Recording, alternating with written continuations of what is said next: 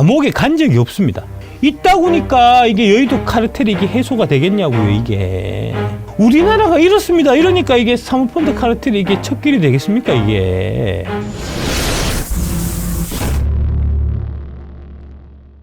중요한 거는 세 번째입니다. 유재수 감찰 무마건에 관해서 유죄가 나온 거거든요. 이거야말로 용서할 수 없는 극악한 범죄입니다.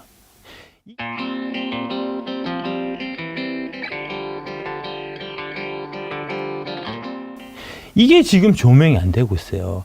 이게 사모펀드 카르텔하고 직접적으로 연결돼 있고, 지난 민주당 정권 때 사모펀드가 이제 여의도에서 기승을 부리고 그러면서 여의도에 이 코리아 디스카운트를 만들어낸 원흉으로 자라나게 만든 결정적인 역할을 조국 그때 당시에 민정수석이 사실 한 겁니다. 조국의 유재수 감찰 무마는 사모펀드가 한국 정치를 유린케 하고 금융 피해자를 양산한 극악무도한 범죄라는 거예요. 이때 제대로 조국이 감찰하는 이 건 관련해서 제대로 이제 싹을 잘랐으면 그 이후에 라임, 옵티머스, 디스커버리 펀드 같은 그런 사모펀드 불법 범죄가 없었을 거고, 그러면은 그 관련해서 거기 피해자들 한둘이 아니잖아요. 수조 원이 그 돈이 묶여갖고 손해 피해를 보신 거잖아요. 그분들이 피해를 안 봤을 겁니다. 더 나아가서 홍콩 H지수 1S 같은 사태 같은 것도 없을 수 있었을 겁니다. 먼저 이제 민정수석 비서관이라는 이제 직제에 대해서 여러분들이 좀 이해를 하셔야 돼요. 민정수석 비서관이 뭐냐 하면 이게 이제 사정기관들의 사정기관입니다. 국세청, 검찰 그런 부분들을 통할 관리하는 역할을 하는 데가 민정수석이에요. 사정기관들을 사정하는 권력의 가장 중요한 요건인 인사권과 사정권을 둘 다 행사하는 자리가 바로 민정수석입니다. 그 막중한 역할을 조국 민정수석이 맡았던 겁니다. 그래서 실제로 문재인 정부에서 이제 이 대통령제에서 이제 실세는 민정수석 비서관하고 그 다음에 비서실장이에요. 조국하고 임종석이 문재인 정부의 사실은 핵심 실세였던 겁니다. 핵심 권력자였던 겁니다. 그러다가 이제 윤석열 대통령 취임 이후에 폐지됐는데 왜 폐지했냐?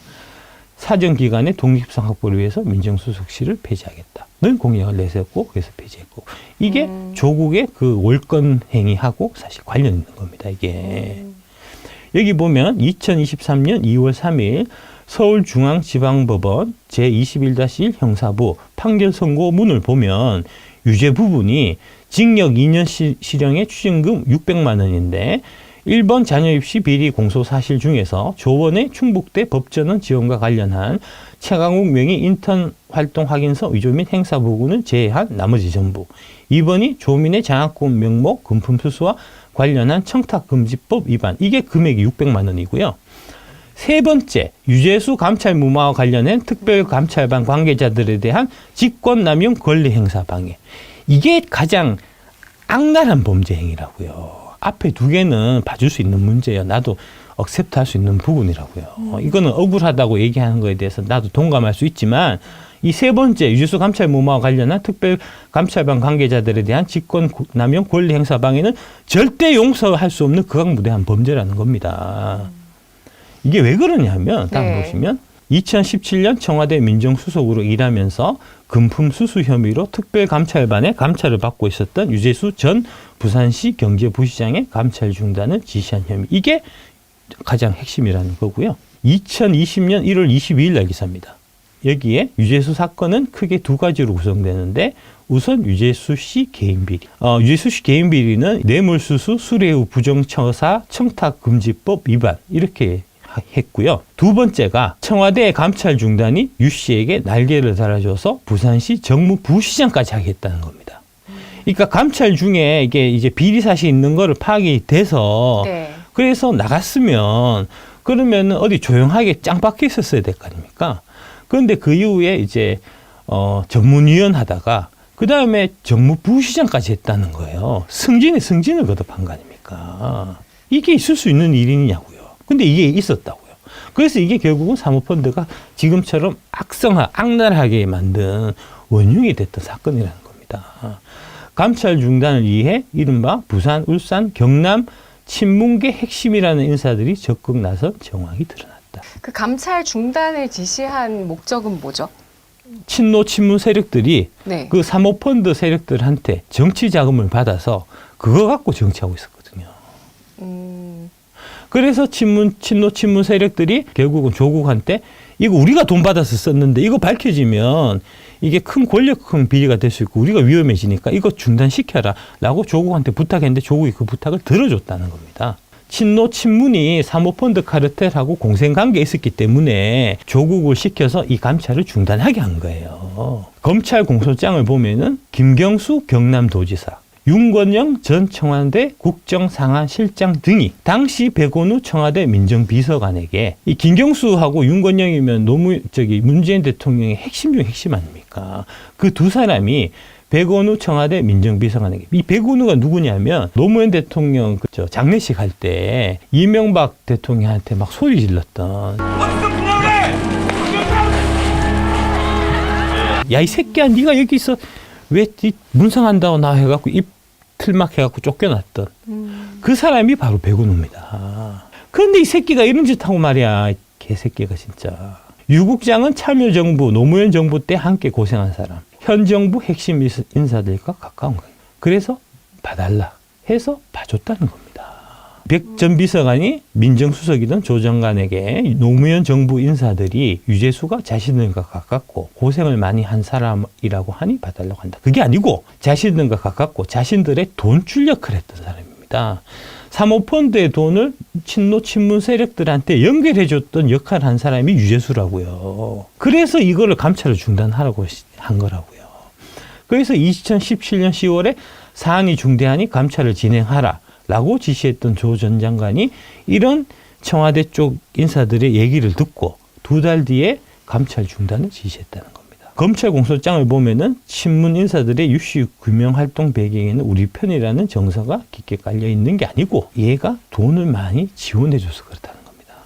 이게 노무현 대통령이 돌아가시고 난 다음에 그 다음에 이명박 박근혜에서 거의 9년 동안 친노 인사들이라고 얘기하는 이제 노무현 대통령 곁에서 청와대 이제 뭐 행정관이나 뭐 이렇게 정치했던 사람들 있잖아요. 그 사람들이 계속해서 이제 직업이 없었을 거 아닙니까? 돈을 못 벌었을 거잖아요. 그 돈을 누가 돈을 대주는 사람이 있었을 텐데 그 돈들이 다 사모펀드 쪽으로 나왔고 그걸 연결해 준 사람이 유재수예요. 그런데 그 유재수가 어떻게 됐냐? 흉악한 범죄를 저질렀잖아요. 뇌물수수하고 한 거니까. 뇌물 준 애들 이제 비 관련해갖고 다 이제 들어주고 한 것도 다 드러났으니까 그러면 되게 오래 살 것 같지 않나요? 얼마 살았냐면은 감옥에 간 적이 없습니다. 징역 1년에 집행유예 2년으로 2021년에 풀려났습니다. 있다고니까 이게 여의도 카르텔이 이게 해소가 되겠냐고요, 이게. 이화전기 상장 폐지됐던 거 기억나시죠? 네. 그래서 그 이화전기 관련해서 손해본 사람들이 엄청 많다는 거잖아요. 그 이화전기의 그 대표이사가 배임 횡령으로 구속됐다가 지금 보석으로 풀려났어요. 슈퍼카 몰고 다닌다고 지금. 고급 그 헬스클럽 헬스하러 다닌다고요, 지금. 네. 그 이화전기 주주들은 지금 그 생돈 날려갖고 지금 개고생하고 있는데 우리나라가 이렇습니다. 이러니까 이게 사모펀드 카르텔이 이게 첫 길이 되겠습니까, 이게. 유재수의 혐의가 유재수 전 부산시 경제부시장은 금융위원회 금융정책국장 재직 시절입니다. 금융위원회라고요. 금융위 금감원이 이런 식으로 사모펀드 애들하고 다 결탁돼 있다고요. 그러면서 그 돈 어디 갔다고요? 민주당 애들한테 갔다고, 친노 친문 애들한테 주로 갔다고. 기업들의 각종 편의 제공을 요구하며 갑질을 한다는 의혹이 제기되어 2017년 청와대 특별감찰반에 조사를 받았다. 이 과정에서 휴대전화 기록 등을 통해 비의혹 사실이 사실 확인되었으나 유재수 씨는 자녀들의 유학비와 관련하여 본인의 해외계좌 거래 내역 제출을 요구받은 후 휴직계를 제출하고 조사에 응하지 않았다는 겁니다. 그러니까 민정수석실에서 너 비위가 있다 해갖고 조사를 들어갔는데 조사하다가 조사 안 받으려고 나갔다는 거잖아요. 그러면 그 사람 어떻게 되겠습니까? 징계를 하는지 뭐 이렇게 될 거 아니에요. 징계가 아니고 민주당 금융전문위원으로 승진대 갔었다고요. 왜 금융위 전문위원으로 승진대 갔겠습니까? 그래야지 이 사람이 입을 검찰 가서 안 불게 민주당 의원들이 옆에 두고 관리 감독이 가능하니까요. 그러다가 나중에 오고더니 부산시장 됐을 때 정무부시장으로 갔단 말입니다. 이런 일이 대한민국에 있었다고요, 이게. 그러니까 그 감찰과 조사라는 게 예. 사실 필요할 때 정말 필요한 건데 예. 예, 그거를 이제 무마를 하고 나서 예. 이렇게 대우를 해줬다는 예. 부분들이 예. 분명히 그 안에는 카르텔이 있다라는 그렇죠. 그렇죠. 어떤 합리적인 의심? 합리적인 의심 말고 내가 이 내용은 다 알아요. 내가 다 안다고 내가 다 그 역사적 현장에 다 있었던 사람이라고. 내가 자신 있으니까 한 얘기 아니야. 오늘 핵폭탄급이네요. 정말 대박 내용입니다.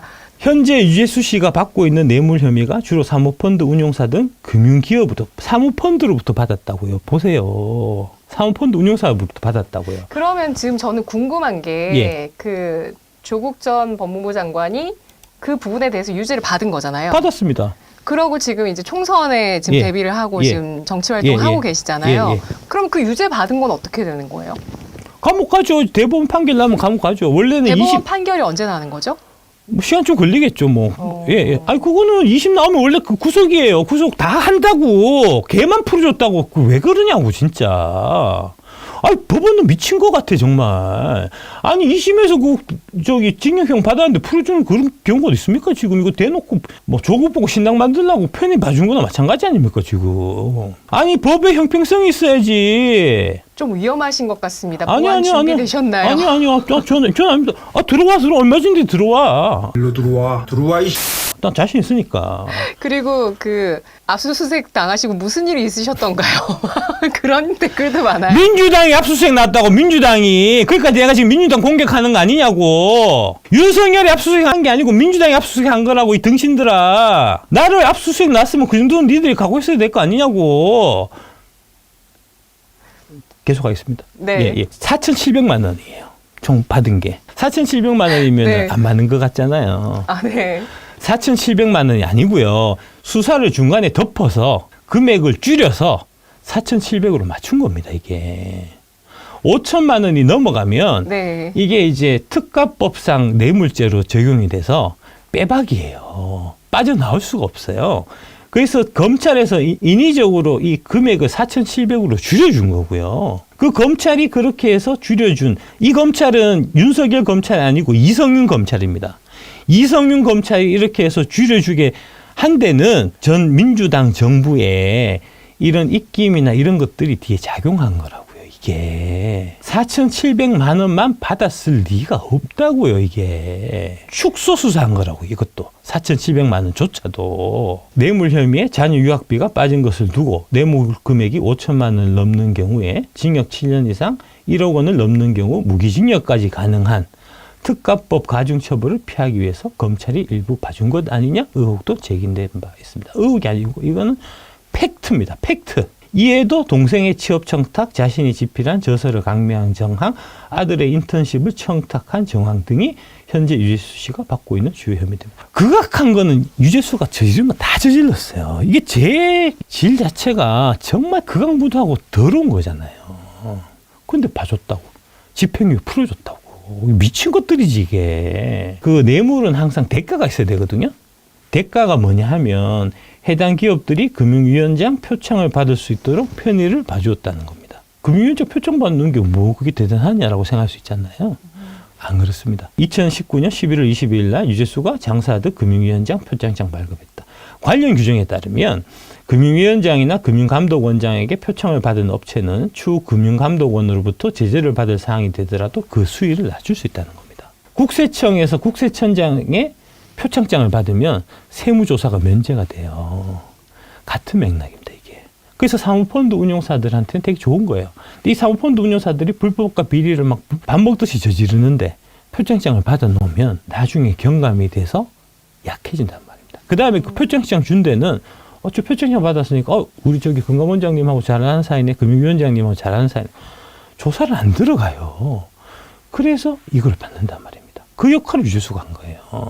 그런데 이게 4,700만 원짜리겠습니까, 이게. 47억 470억짜리일 겁니다, 이게 분명히. 안 파봤다고, 이거를. 왜 안 파봤냐? 조국이 뒤에서 뒷배봐줬으니까 조국이 그 역할을 한 거라고요, 이게. 그런데 이게 지금 문제가 깨끗하다고. 깨끗은 개뿔이 깨끗해, 진짜. 또 지난 2016년 금융위원장 표창을 받은 사모펀드 운용사 대표가 유 부시장이 금융정책국장 재직 당시에 정책자문기구인 금융발전심의위원회 위원으로 위촉됐다. 이게 지금 3%하고 3% 관련된 애들이 표창장 받고 무슨 위헌 위촉되고 하는 그거하고도 똑같아요, 지금. 똑같이 돌아간다고, 이게. 이 사건을 처음 공개한 게 김태우 전 청와대 민정수석실 특감 반원이고요. 이 사람이 요번에 그 강서구청장 선거 나와서 떨어진 그 사람입니다. 여기 감찰 중단 후에 유재수가 금융국장직을 퇴직하고 이게 지금 비리가 있어서 퇴직한 거잖아요. 네. 감찰한다는데 감찰 안 하겠다고 싫다고 사표 냈다는 사람 낸 거잖아요.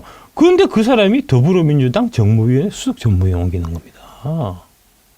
승진한 케이스 이거는 이런 말도 안 되는 일이 있었다고 지난 정부에서.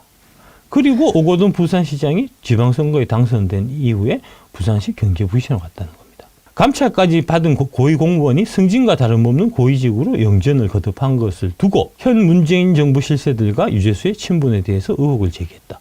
아니 친분 있는 건 다 알아요. 세상 사람들이 다 한다고. 뭐 의혹을 제기하기는. 옛날 문재인 정부 때부터 이 사람 되게 중용받던 사람인데. 감찰 중단부터 이후에 거듭된 영장까지 모든 일의 배후에는 현재 민주당 실세이며 과거 노무현 정부의 핵심이었던 삼철, 전해철, 양정철, 이호철을 비롯한 여러 인사들이 개입되어 있다는 의혹입니다. 라고 되어 있는데 사실은 핵심은 이호철이에요. 그래서 제가 노란색 칠했잖아요. 이호철. 왜 이호철이냐면 이호철이 부산의 친문 세력들을 관리하고 하는 저기 노무현 재단 이런 거하고 그런 거하고 직접적으로 연결되는 사람이 이호철이에요. 그래서 이호철이 이 사건의 가장 핵심이었다고 보이고요. 그래서 이호철에서 조용한 거 아닙니까? 양정철도 마찬가지고. 유재수 씨가 2004년에 대통령 제1부속실 행정관으로 노무현 대통령 수행 비서직을 수행했다는 거고요. 이때 노무현 대통령이 유재수 씨를 되게 아꼈답니다. 되게 일을 잘한대요. 그래서 되게 아꼈다는 거고 본건이 사실로 밝혀진다면 현 정부를 구성하고 있는 친노 친문 인사들의 도덕성과 이미지에 큰 타격이 될 수 있기 때문에 유재수의 비사실보다는 비사실에 대한 감찰 무마건이 더 큰 많은 관심을 받고 있다는 거고요. 사실은 이거는 사실 좀 게이트예요. 사실 유재수는 게이트였다고. 게이트를 덮은 거라고 이게. 이게 앞으로 어떻게 될까요? 아니 뭐 다 판결 나고 다 끝났는데 뭐 어떡하겠습니까? 그럼 어떻게 되는 거죠? 일사부재리 원칙이니까 별도의 다른 증거가 발견되지 않는 이상 그냥 넘어가는 거죠. 넘어간다고요? 그냥 끝났죠. 이 사람 다 조사받아갖고 형까지 다 땅땅 받았는데요. 뇌물 같은 거는 입증하기가 어렵잖아요. 뇌물을 뭐 누가 계좌로 쏴주는 것도 아니니까. 그 사모펀드 그 이제 대표 중에서 유재수한테 돈 준 사람이 불어야 되거든요. 그거 왜 불겠습니까? 뇌물은 양형이기 때문에 뇌물 준 놈도 범죄자고 뇌물 받은 놈도 범죄자이기 때문에 사모펀드에서 유재수한테 뇌물 준 놈이 불 리가 없는 거잖아요. 못 찾아요. 끝난 거예요, 이거는 그냥 이렇게 끝나게 만들었다고 조국이가 이렇게 중간에 감찰 무마하면서 유재수 씨 좀 이제 경력상을 제가 쭉 말씀드리면은 2000년 7월에 재정경제부 국제금융과에 들어와서 이제 쭉 지내다가 이 라인이 그러니까 이제 관생활 할 때 중간에 이제 2008년 3월에 금융위원회 금융정책국 산업금융과 과장 해서 뭐 이때는 MB 때고요. 그 다음에 2013년 12월, 2015년 12월에서 국무조정실 정무업무평가관리실 관리관, 그 다음에 2015년 12월에서 2017년 7월까지 금융위원회 기획조정관. 이거는 박근혜 때입니다. 아니 그럼 이분 권력이 엄청나신 거 아니에요? 그러니까요.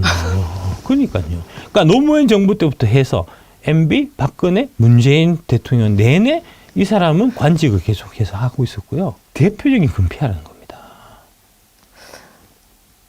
그래서 이제 MB 박근혜로 넘어갈 때 이제 노무현 당시에 이제 공직생활하고 뭐 이렇게 청와대 비서장 하는 사람들은 다 뿔뿔이 흩어져 갖고 이제 쫄쫄 손가락 빨고 있었는데 이 사람이 지원해줬다는 거잖아요. 지원해주면 지도 지원해주겠습니까? 당연히 업자들 돈 받아서 지원해줬겠지. 그래서 그런 끈끈한 이런 것들이 있어서 이 사람이 나중에 그런 것들이 대놓고 막 뇌물죄 이런 거 막 이렇게 받고 하고 저질렀고 그래서 그게 발각됐는데도 조국이 중간에 무마시켜줬고 그 다음에 검찰로 들어가서도 시시시 해갖고 대충 4,700 해갖고 집행유예 받고 풀려났다는 거 아닙니까? 이거 지금 기억 못하잖아요, 다들. 그러니까 기억 못하니까 다 이런 범죄가 계속해서 리바이벌 되는 거 아닙니까? 와, 내일 난리 나겠네요. 조국 신당과 임종석 출마에 강력히 반대한다. 얘기입니다. 뉴데일리 신문에 조국신당, 민주당 복수당적 보유 조작 논란에 개딸들 윤리 제소하자 이제 기사가 나와 있는데 이제 이 사람들은 진짜 정말 문제가 많은 게 박시영 TV에 그 조국 그 나와갖고 조국신당 창당할 때 이중 당적해도 괜찮다라고 얘기했다는 거예요. 이게 온라인에서 이제 그 당원들을 모집해야 되니까 근데 이제 다 민주당 당원들이 줄일 거 아닙니까? 그래서 이제 얘기를 어떻게 하냐면은 윈지 코리아 컨설팅을 운영하는 이제 박시영 대표가 해당 방송에서 민주당원들의 정당 중복 가입이 가능한지 문의가 많다. 원래 정당 가입은 한 정당만 가입하게 돼 있지만 이중 가입은 원칙적으로 불가하지만 단속이나 파악이 되지 않기 때문에 정당 간 당원 명부를 교환하지도 않기 때문에 네. 중복 가입을 했다고 해서 못 발견낸다는 겁니다. 그러니까 민주당 당원이지만 조국 신당에 가입하셔도 된다. 이거 불법을 부추기는 거잖아요. 그리고 실제로 보면 여기 얘기하는 것 중에서 처벌을 받는 규정도 없다고 하는데 아닙니다. 규정이 엄연히 있습니다. 어떤 처벌이 있나요? 복수당적 보유를 그만 해당 조항과 이를 위반한 경우에 1년 이하의 징역 또는 100만 원 이하의 벌금에 처하도록 돼 있어요. 알 거예요. 알면서 거짓말하는 거라고 이게. 당원 명부 같은 경우는 이제 검찰이나 이런 쪽에서 당원 명부를 압수수색 하려고 해도 당에서 내주지도 않거니와 그래서 확인할 수 있는 방법이 사실 없긴 합니다. 그러니까 불법을 저지른다고 해도 이제 불법을 잡아낼 방법이 없긴 하지만 그렇다고 해서 이렇게 엄연히 대놓고 불법을 저지르라고 얘기하는 거는 정말 잘못된 거죠. 근데 그런 걸로 벌써 지금 하고 있다는 거 아닙니까? 여기에 그 자리에 참석하고 있는 법학자잖아요. 조 전 장관이 박 대표의 발언에 제지를 하거나 사실관계를 정정하지 않으면서 도리어 중복가입이 신경 쓰인다거나 탈당이 신경 쓰이면 부부 중 한 분은 민주당에 한 분은 조국신당에 나와서 하시는 것도 괜찮다. 가족끼리 나와서 가입했다. 이렇게 하고 있다는 거 아닙니까? 이게 기본적으로 도덕성이 없는 거예요. 이것들이. 이게 왜 그러냐면 이게 네. 이제 나는 착한 사람이니까 나는 선한 사람이고 정의의 편에 서 있다고 생각하니까 네. 정의의 편에서 불의를 응징하기 위해서는 약간의 불법 정도는 해도 괜찮지 않냐 하는 그런 생각을 갖고 있기 때문에 있다고 소리를 쳐한다고 인간들이. 제가 이제 그 연세대 경영학과 이제 전공 심리학과를 제가 부전공했거든요. 네. 거기에 보면 병적인 나르시즘이라고 있어요. 이 조국이 갖고 있는 이게 전형적인 게 이게 얘가 병적인 나르시즘이에요. 김동완도 똑같아. 김동완도 병적인 나르시즘을 갖고 있다고. 요 사례는 이제 검찰에 의해서 금융사기범이 이제 붙잡힌 사건인데 검찰과 투자자들에게 쫓기고 있는 이런 상황이 너무나 억울하다. 왜냐하면은 우리나라가 근대하는데 자신의 아버지인 기업이 중추적인 역할을 하였고 그로 인해서 이 나라가 오늘날의 경쟁력을 가지게 되었다면 그렇다면 이 나라 국민들의 돈들 중 일정 부분은 나한테 지분이 있는데 그 지분을 내가 조금 끌어모았을 뿐인데 그게 뭐가 그렇게 잘못이냐.